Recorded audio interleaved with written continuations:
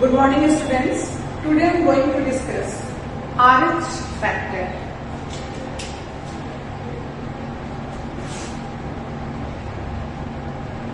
RH factor. पिछले video में हमने इसकी चर्चा भी की थी। देखो 1930s में यानी 30s में सेकेंड वर्ल्ड वॉर और सेकेंड वर्ल्ड वॉर में बहुत सारे मेडिकल कैंप लगे थे और ब्लड का ट्रांसफ्यूजन हो रहा था, लेकिन जिस रेशियो से रिजल्ट मिलना चाहिए उस रेशियो से रिजल्ट नहीं मिल रहे थे। हीलिंग जो था वो काफी कम था।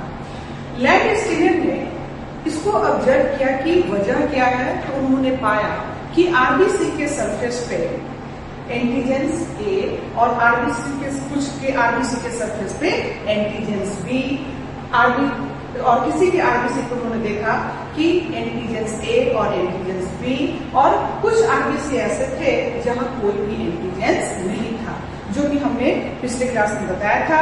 और इसी के आधार पे 4 हम लोगों ने आरबीसी देखा था 4 टाइप्स का, कि जिस आरबीसी के ऊपर ए एंटीजेंस, फिर बी एंटीजेंस जो कि बी था, ए बी जो कि ए बी ब्लड ग्रुप और ओ के पास कोई भी एंटीजेंस नहीं है। फिर उन्होंने ये चीज ऑब्जर्व किया तो फिर ब्लड ट्रांसफ्यूजन जो था वो ब्लड की मैचिंग होके होने लगी। फिर भी जिस रेशियो से हीलिंग होना चाहिए था उस रेशियो से हीलिंग नहीं हुआ। तो फिर उन्होंने रैंडमली कुछ डाटा का कलेक्शन किया, उसका एनालिसिस किया और ये पाया कि RH फैक्टर जो कि ये भी एंटीजन है और ये रिशस मंकी में इसको उन्होंने ऑब्जर्व किया उसके ब्लड में, और ये देखा कि ये जो RH एंटीजन है ये ह्यूमन ब्लड में भी पाया जाता है। इस RH factor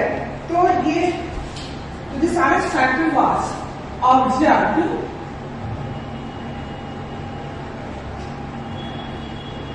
by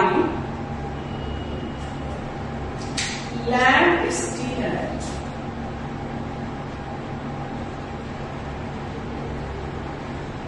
and Wiener. Name of scientist Wiener. In rhesus monkey. In rhesus monkey. Also present on the surface of humans RBC.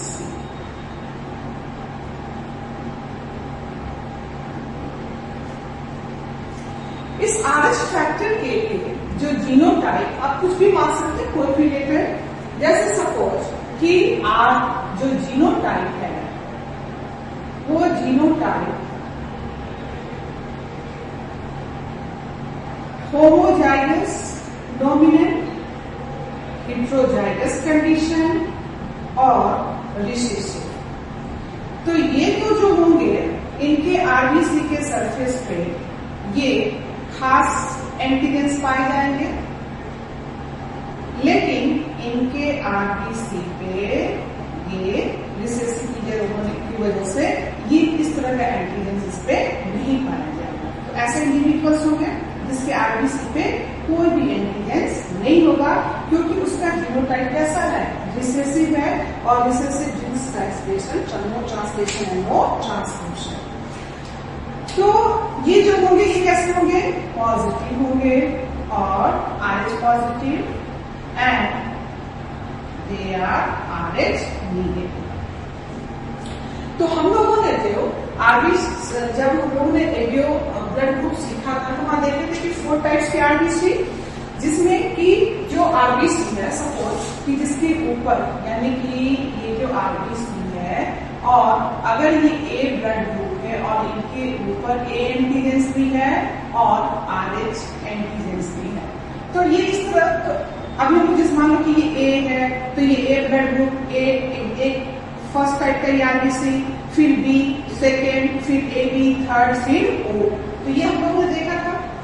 लेकिन इस तीनों टाइप के आधार पे हम लोग जो आरबीसी देखने जा रहे हैं वो कुछ इस तरह से हो जाएंगे।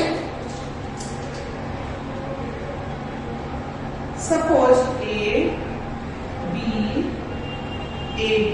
एंड ओ। तो ये ए क्यों है? क्योंकि इसके आरबीसी के सरफेस पे ए है, ये बी क्यों है, बी है, ये ए बी क्यों है, ये ए बी है और ये ओ है। तो इनका ब्लड ग्रुप ओ, ये ए बी, ये बी और ये ए। लेकिन एक और कंडीशन क्या है कि अगर ये ए है और इसके आरबीसी के सरफेस पे ए बी है और आरएच एंटीजन है तो ये हो जाएगा ए पॉजिटिव। फेड बी, तो बी के वाले के ऊपर भी क्या है? एंटीजन बी और आरएच एंटीजन, तो ये क्या हो जाएंगे? B positive. ए बी, तो ए बी में जो है वो एंटी बॉडी नहीं है लेकिन एंटीजन तो है, तो यहाँ पे ए बी है, बी भी है और साथ ही साथ आरएच भी है एंटीजन, तो ये हो जाएंगे ए बी पॉजिटिव। और this one is O blood group, तो इनके पास अगर एंटीजन है तो ये हो जाएंगे ओ पॉजिटिव, राइट? तो ये हो जाएंगे ओ पॉजिटिव। तो आपने इस तरह से देखा कितना 8 types of RBC in this situation. तो they are positive and they are negative because there is no antigen, RH antigen on the surface of this RBC. Suppose एक सिचुएशन हम लोग ले लेते हैं कि अगर डोनर की बात मैं करूं तो डोनर कैसा है? आरएच पॉजिटिव और रेसिपिएंट जो है वो है आरएच नेगेटिव। मतलब कोई भी ब्लड ग्रुप हो, ये सिचुएशन हम लोग को देखना है ए बी हो कि आरएच पॉजिटिव है और आरएच नेगेटिव है। तो ब्लड ट्रांसफ्यूजन जो है, अगर हमने सपोज ये आरएच पॉजिटिव ये डोनर हो गया और ये रेसिपिएंट का बॉडी हो गया जो नेगेटिव है, तो जब यानी कि इसके आरबीसी के सरफेस पे ये रेड से मैं आरएच एंटीजन को डिनोट करूंगी, ये है, और हमने जब ब्लड ट्रांसफ्यूजन किया तो ये आरएच नेगेटिव यानी इनके आरबीसी के सरफेस पे एंटीजन आरएच एंटीजन नहीं। जब यह आरएच पॉजिटिव एंटीजन गया तो रेसिपिएंट का जो बॉडी होगा वो प्रोवोक होगा, स्टिमुलेटेड होगा बॉडीज ऑफ रेसिपिएंट। ये इनका इम्यून सिस्टम जो होगा इस फॉरेन एंटीजन के अगेंस्ट प्रोवोक हो जाएगा, provoke and they will start to prepare anti-RH antibodies, anti-RH antibodies। तो फर्स्ट जो ट्रांसफ्यूजन होगा वो तो सक्सेसफुल हो जाएगा, फर्स्ट ट्रांसफ्यूजन वो सक्सेसफुल होगा, लेकिन सेकेंड ट्रांसफ्यूजन जो होगा वो सक्सेस नहीं होगा। क्यों पहला सक्सेसफुल हो जाएगा? ये सुनिए ध्यान से कि अगर ये आरएच पॉजिटिव है तो ये जो आरबीसी अपने साथ लेके जा रहा है और इसके सरफेस पे ये एंटीजन है, इस एंटीजन जो ये सरफेस पे है तो इस रेसिपिएंट का इम्यून सिस्टम इस फॉरेन बॉडी के अगेंस्ट काम करेगा and recipients body immune system will start producing anti-RH antibodies। तो फर्स्ट ट्रांसफ्यूजन में अगर एंटीबॉडीज बन भी गया और वो आए हुए आरबीसी को डिस्ट्रॉय भी करने लगे तो जाके ये काम तो नहीं होगा, इसमें कुछ समय लगेगा और तब तक और इस बीच ऑक्सीजन का जो ट्रांसपोर्टेशन है वो चलता रहा। सपोज अगर एंटीबॉडीज बन गए और आरबीसी डिस्ट्रॉय भी होने लगा तब तक तो रेसिपिएंट के बॉडीज ने कई एक नए आरबीसी का फॉर्मेशन भी कर लिया। So in this situation first transfusion तो सक्सेसफुल हुआ, लेकिन सेकेंड ट्रांसफ्यूजन कभी भी सक्सेस नहीं होगा। क्यों नहीं होगा? कि अगर जैसे ही ये एंटीजन जाएगा, जो ऑलरेडी रेसिपिएंट के इम्यून सिस्टम ने जो सोल्जर तैयार कर लिया एंटीबॉडीज के फॉर्म में, वो तो अटैक करेंगे immediately. So second transfusion is not successful in this situation. It means कि RH positive can not donate blood to the RH negative, but RH negative क्यों दे सकता है? एक सिचुएशन जो कि आपको एनसीईआरटी के बुक में है, इरिथ्रोब्लास्टोसिस फीटेलिस।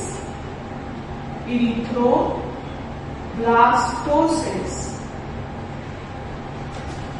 फीटेलिस।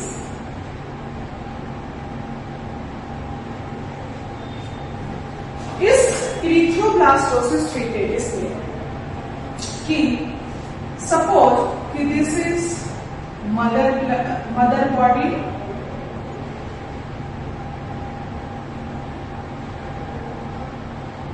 और मदर जो है वो है RH निगेटिव, यानी इनके पास जो RBC है, तो ये मदर है RH निगेटिव।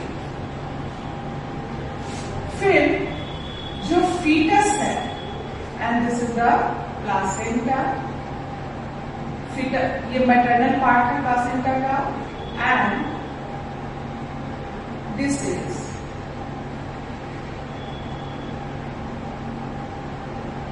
Foetus body. ये फीटल पार्ट ऑफ प्लासेंटा है, ये फीटस जो है RH पॉजिटिव, तो ये प्लासेंटा इनके RBC पर पॉजिटिव का मतलब था RBC के सरफेस पे क्या है? RH antigen. तो इनके प्लासेंटा में जो है ब्लड बैरियर होते हैं, इनके ब्लड जो है आपस में दे नेवर मीट। तो फर्स्ट प्रेगनेंसी में जब पार्चुलेशन हुआ, यानी कि ये फीटस RH पॉजिटिव केसेस कि फीटस RH पॉजिटिव है, मदर RH निगेटिव है, in this situation only this erythroblastosis fetalis will be. Otherwise अगर कोई भी सिचुएशन होता है, सपोज फीटस RH निगेटिव है, मदर RH पॉजिटिव है, कुछ भी कोई और अदर केस होता है, तो there is no chance of this erythroblastosis fetalis, and that is also called hemolytic disease of newborn. तो H hemolytic disease of newborn baby, hemolytic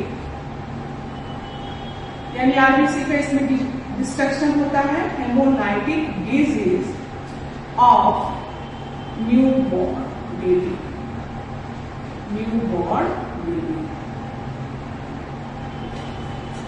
तो first pregnancy, and this is the case of first pregnancy के समय ऐसा situation है, mother is RH negative and fetus is RH positive. At the time of the parturition ये placenta जो है वो break करेंगे, and so little amount of blood जो है फीटस का, वो चांसेस है कि वो मदर के ब्लड से मिक्स कर जाए। तो यानी कि सिचुएशन ये हुआ कि ये प्लासेंटा जो है ब्रेक किया, और ये जो फीटस जो है ये पार्चुलेशन हुआ, पार्चुलेशन यानी बर्थ हुआ। तो फर्स्ट जो प्रेगनेंसी है वो तो सक्सेसफुल होगा, और फीटस क्या हुआ? वो बाहर की ओर आ गया, फीटस बाहर है, कोई प्रॉब्लम नहीं है। लेकिन जैसे ही प्लासेंटा टूटे at the time of the parturition, कुछ ब्लड जो है वो मदर के ब्लड से क्या हो गया? मिक्स हो गया, और मदर का जो ब्लड है, mother's blood now with this anti-RH antibodies, mother के इम्यून सिस्टम सिस्टम ने इस एंटीबॉडीज को तैयार कर लिया। अब सेकेंड प्रेगनेंसी जो है, ड्यूरिंग दिस सेकेंड प्रेगनेंसी क्या होगा कि सेकेंड प्रेगनेंसी में अगर ये मदर का body and this is placenta, this is fitter, this is placenta,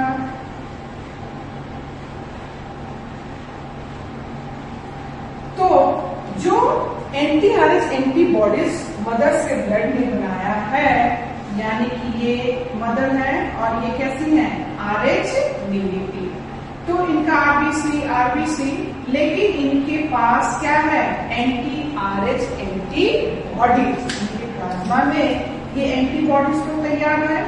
ये एंटी-आरएच एंटीबॉडी जो है, एंटी-आरएच एंटीबॉडीज ये किस टाइप के हैं, they are of IgG type. IgG type means immunoglobulin G। Immunoglobulin जो होते हैं वो 5 टाइप्स के होते हैं, A, G, E, M and D। ये हम डिटेल्स में पढ़ेंगे बाद में। तो फिलहाल IgG टाइप के एंटी-आरएच एंटीबॉडीज होते हैं and they can cross this placental barrier, they can cross this placental barrier. तो ये जो फीटस है इसके आरबीसी के सरफेस पे, तो ये एंटीजन है, ये एंटीजन जो है RH वो तो है क्योंकि ये तो कैसा है, ये पॉजिटिव है, तो ये एंटीजन है, RH antigen. Now this antibodies will bind with this antigen, तो ये क्या हुआ, antibodies, and this is antigen. So destruction of RBC will take place and it will lead to the severe anemia.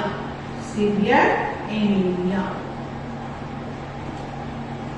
Sometimes it is fatal. तो subsequently जो RBC का number है वो क्या होता जाएगा, डिक्रीज करता चला जाएगा and this condition is called erythroblastosis fetalis.